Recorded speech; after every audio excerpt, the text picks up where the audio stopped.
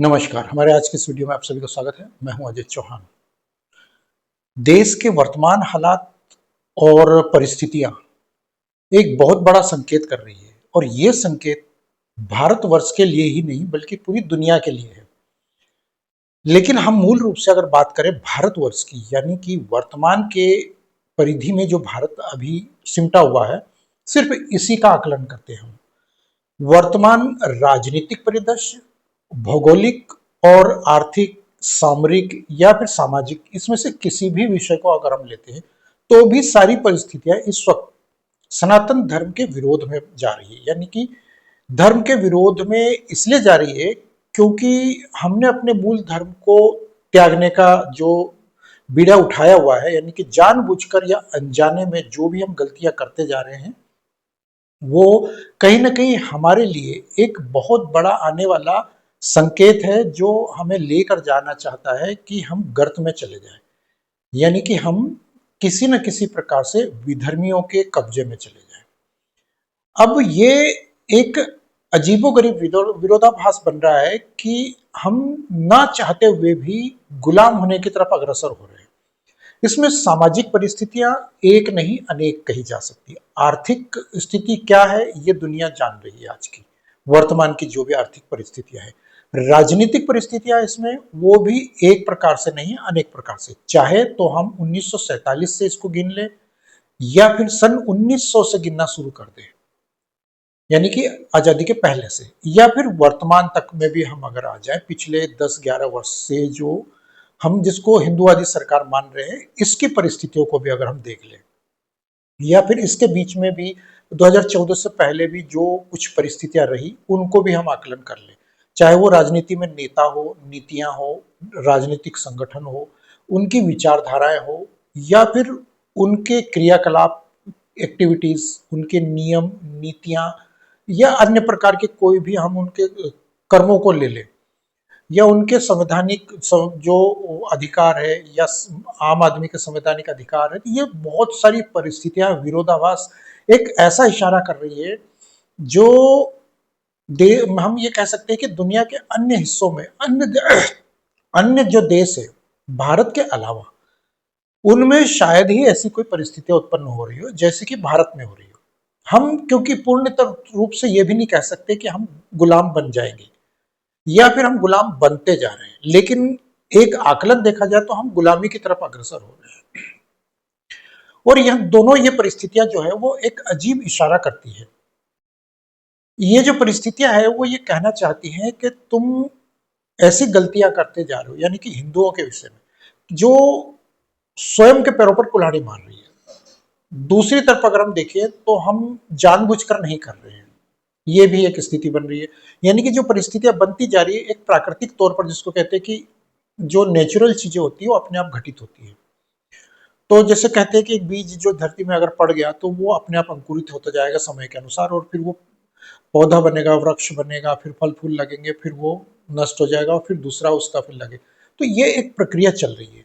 तो जो हम पुराणों का जितना भी अध्ययन करते हैं, जो भी हम देखते हैं, उनमें जो काल की गणना या फिर परिस्थितियों की जो स्थितियां जो होती है, समय के अनुसार जो होती है, वो कहीं ना कहीं अपने हिसाब से घट तो रही है, लेकिन हम यहाँ ये नहीं कह सकते कि हम अपने हिसाब से उनको ढालने में सक्षम हैं। यहाँ मेरा मतलब ये है कि यदि हम उन परिस्थितियों को अपने हिसाब से ढालना चाहते हैं तो वो संभव नहीं है। हाँ, ये ठीक है कि कोई अनायास कोई ऐसा व्यक्ति विशेष आ जाए, जैसे कि पुष्यमित्र शुंग ने अचानक तलवार उठाई भरी भीड़ में और परिस्थितियां बदल दी, और फिर वहां से कुछ जो उसका जो कार्यकाल रहा या उसके वंशजों का जो कार्यकाल रहा और जो कुछ रहा, वो परिस्थितियां एक अलग प्रकार से रही, और वहां से पूर्ण रूप से वो एक सनातन धर्म का शासन हुआ। इसके अलावा अगर हम परिस्थिति को देखें तो राजा विक्रमादित्य को मान ले, या फिर हम इसमें चंद्रगुप्त मौर्य की स्थिति को भी मान सकते हैं। तो ये जो 2-3 कार्यकाल ऐसे आए हैं सनातन धर्म के लिए, वो बहुत ही उलटफेर वाले तो रहे, लेकिन वो पक्ष में रहे, एकाएक आए और भारत के पक्ष में हुए, सनातन धर्म के पक्ष में हुए, मूल भूमि के पक्ष में हुए। लेकिन वर्तमान की स्थितियां जो सुना गया, देखा गया, महसूस किया गया और जिसकी उम्मीद हमने की थी, उसके बिल्कुल विपरीत निकली। उम्मीद हमें वही हो रही थी कि एक पुष्यमित्र शुंग का कार्यकाल फिर से आ गया अचानक, लेकिन वो स्थिति विपरीत हो गई। इसके अलावा अगर हम देखें तो हमें चंद्रगुप्त मौर्य की स्थिति भी नजर आई कि वो फिर से स्थिति आ गई है 400 वर्ष बाद, 500 वर्ष बाद, या महाराणा प्रताप की कह लो, या पृथ्वीराज चौहान की कह लो, या शिवाजी महाराज की कह लो, तो ये परिस्थितियां दोबारा से उत्पन्न होने की स्थिति में आई। हालांकि पृथ्वीराज चौहान का हम माने या महाराणा प्रताप का माने या शिवाजी का माने, तो वो एक क्षेत्र विशेष के लिए रहा, पूरे देश के लिए एक साथ नहीं रहा।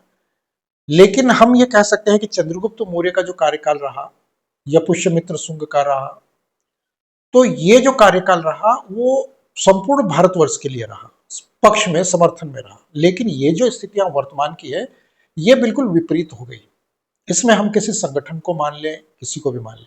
अब बात आती है कि आगे क्या होने वाला है। तो यहां अगर हम सीधा आकलन देखें तो स्थितियां ये है कि हम कहीं ना कहीं जाने अनजाने में एक बार बहुत ही जल्दी, बहुत जल्दी से मतलब बहुत ही जल्दी, ये एक अनुमान भी हो सकता है और वास्तविकता भी हो सकती है कि बहुत ही जल्दी हम फिर से मारकाट की तरफ जा रहे हैं, गुलामी की तरफ जा रहे हैं, या फिर हम इसको ये कह सकते हैं कि एक ऐसे गृह युद्ध की तरफ जा रहे हैं जहां पर सन 47 के बंटवारे की तरह की स्थिति या फिर उससे भी भयानक स्थिति बहुत बड़े स्तर पर हो सकती है। और ये अनायास नहीं होने वाली है कि अचानक ही होगी, कि इसकी घोषणा होगी, ये होगा वो होगा। हो सकता है कि ये स्थिति 2 दिन बाद शुरू हो जाए, 10 दिन बाद शुरू हो जाए, या 10 महीने बाद, 10 साल बाद शुरू हो जाए। लेकिन वस्तु स्थिति जो दिख रही है, जो सामाजिक हमारा ताना बाना जो दिख रहा है, स्थितियां जो दिख रही है, हम इसमें आर्थिक को नहीं ले सकते, हम इसमें सामाजिक को भी नहीं ले सकते, हम इसमें सांप्रदायिक तरीके को ले सकते हैं, राजनीतिक स्तर को भी हम इसमें देख सकते हैं। तो ये विरोधाभास इसमें बेशक है। मीडिया की अगर हम बात करें तो मीडिया एकदम से हम कह सकते हैं कि 100% गुलाम हो चुका है। एक आध कोई है वो छटपटाने का प्रयास कर रहा है, वो चाहता है कि मैं गुलाम तो रहूं लेकिन उस गिनती में ना हूं।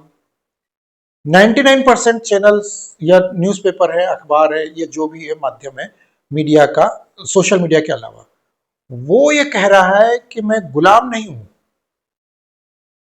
लेकिन मैं गुलामी की विवशता में जकड़ा हुआ हूं। ये बड़ी अजीब सी कंडीशन बनी हुई है देश में। यहां पर स्थितियां काबू में तो है, लेकिन अंदर ही अंदर वो ऐसी सुलग रही है जो कभी भी अंदर से खोखली जो है वो कभी भी धस सकती है और कभी भी वो बैठ सकती है, पाताल में जा सकती है। राजनेताओं का अगर हम आकलन देखें तो राजनेता किसी एक व्यक्ति विशेष को, पार्टी को, नेता को, नीति को, उसकी हम ये दोष नहीं दे सकते, क्योंकि इसमें सभी के सभी एक लिस्ट अगर हम पूरी 1000, 10,000, 20,000 नेताओं की, छोटे बड़े राज्यों के या केंद्र के, या सबको अगर हम आकलन करते हैं, देखते हैं, तो सबके सब इसमें जिम्मेदार होते हैं बराबर के। क्योंकि सनातन धर्मवादी नेता या उसकी सनातन धर्मवादी नीतियां या सनातन धर्मवादी विचारधारा या उसका सनातन धर्म पर फोकस, ऐसा कोई भी नहीं है जिसको हम ये कहें कि वो सबसे अलग है, भीड़ में सबसे अलग खड़ा है, या वो एक समुदाय विशेष का है, या वो एक धर्म विशेष का है, या राजनीतिक विशेष का, किसी को भी हम ये नहीं मान सकते। क्योंकि सारे के सारे जितनी भी स्थितियां, परिस्थितियां हैं, चाहे वो आर्थिक हो, सामरिक हो, सामाजिक हो, असामाजिक हो, वो सबके सब सनातन धर्म के विरोध में है। किसी भी नेता को हम नहीं कह सकते, बड़े से बड़े पद पर रहने वाला आज तक का कोई भी नेता, यदि किसी ने प्रयास किया भी है, जैसे उदाहरण के तौर पर हम मान सकते हैं यहाँ पर कि लाल बहादुर शास्त्री एक राष्ट्रवादी होने के नाते नाते वो सनातन धर्म के समर्थक भी थे। तो हम ये कह सकते हैं कि हाँ, एक आध कोई 100 में से, 1000 में से, लाख, 10 लाख, 20 लाख, 50 लाख नेताओं में से कोई एक आध, छोटे बड़े सभी नेताओं में से मिला के कोई एक आध ऐसा आया जो प्रयास किया जिसने, लेकिन उसका प्रयास विफल रहा। वही स्थिति आज भी है। यदि कोई अच्छा करने का प्रयास करेगा तो वो मारा जाएगा।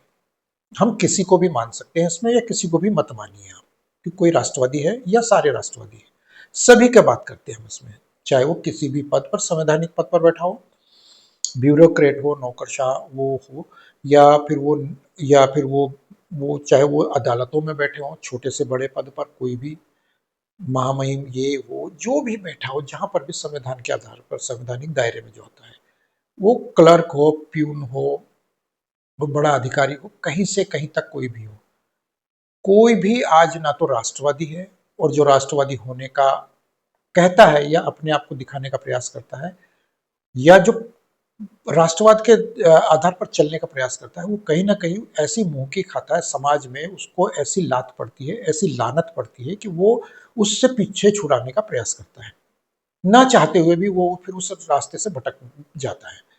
ऐसे ही हम अन्य को भी मान सकते हैं।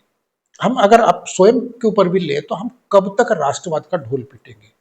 यदि हम राष्ट्रवाद का ढोल पीटकर सड़क पर अगर हम संपूर्ण तरीके से नियम कानून कायदे का पालन करते हैं, तो कहीं ना कहीं हमारे ऊपर ये आता है कि सिर्फ हम ही एक ऐसे हैं जो आसमान में एक तारे की तरह अलग से चमकते हैं, यानी कि मूर्ख, एक हम भीड़ में एक अलग ही मूर्ख नजर आ जाता है, ये एक वही हाल है।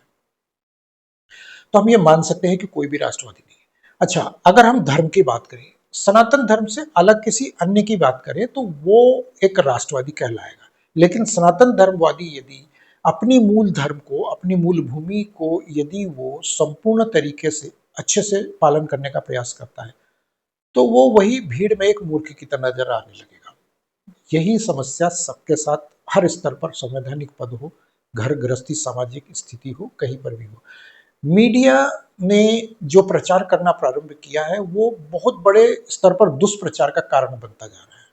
उसका वो प्रचार, उसकी वो नीतियां, उसका वो जो विज्ञापन है, जिसको खरीदा गया है, जिसके माध्यम से उसको खरीदा गया है, वो एक बहुत ही विकराल स्थिति में पहुंच चुका है। आज देश का मीडिया बहुत बड़े विकराल स्थिति में पहुंच गया। मैं मीडिया से जुड़ा हुआ व्यक्ति हूँ, मीडिया के कई लोगों के संपर्क में हूँ, छोटे भी हैं, बड़े भी हैं, प्यून से लेकर के और संपादक लेवल की, और इधर उधर बहुत से अच्छे बुरे लोगों के साथ मैंने देखा है, और बहुत सारे लोगों के साथ महसूस किया है और संपर्क में है। ऐसे लोग हैं जो कहते कुछ है, करते कुछ है। मैं ये जानता हूं कि दो तरह के समाचार आते हैं। पॉलिटिकल समाचार दो प्रकार के होते हैं। एक वो जो दिखाया जाना है, प्रकाशित किया जाना है, लोगों को, भीड़ को दिखाया जाना है, और एक वो जो दबाया जाना है। तो जो दबाया जाना है वो समाचार बहुत ही विकराल हो रहे हैं, बहुत विपरीत हो रहे हैं, और सनातन धर्म के एकदम विपरीत हो रहे हैं। हम गाय की बात करें, सनातन धर्म की बात करें, मंदिर की बात करें, हमारे अपने मूल धर्मों, धर्म के अनुयायियों की बात करें, हमारे शंकराचार्यों की बात करें, मठों की बात करें, उनके स्थापना की बात करें, उनकी पुनर्स्थापना की बात करें, हम कॉरिडोर की बात करें, ये सब के सब जो शब्द जो हम बता रहे हैं, इस प्रकार के जो सनातन धर्म से जुड़े हुए हैं, चाहे वो नदियों का जो है पॉल्यूशन को लेकर के हो, वो किसी भी प्रकार का हो, तो वो कहीं ना कहीं जो हमें ऐसा आभास देते हैं कि सिर्फ आप ही एक ऐसे हैं इस दुनिया में या इस देश में जो सनातन की बात करते हैं, बाकी तो राष्ट्रवाद की बात करते हैं। तो बात यहां पर वो आती है कि आप राष्ट्रवाद की बात कीजिए, ना कि सनातन धर्म की बात कीजिए। अब अगर हम सनातन धर्म को लेकर के चलते हैं, तो राष्ट्रवादी हमारी खिल्ली उड़ाते हैं। उसमें राष्ट्रवादियों में हम कांग्रेस को भी मान सकते हैं, बहुजन पार्टी, समाज पार्टी, ये पार्टी, वो party, Congress, SP, BSP, TMC, वो जितनी भी पार्टी है वो सब राष्ट्रवादी है। लेकिन सनातन धर्मी कोई पार्टी नहीं है, सनातन धर्मी कोई नेता नहीं। आज की तारीख में 1% भी कोई सनातन धर्मी नहीं है नेता।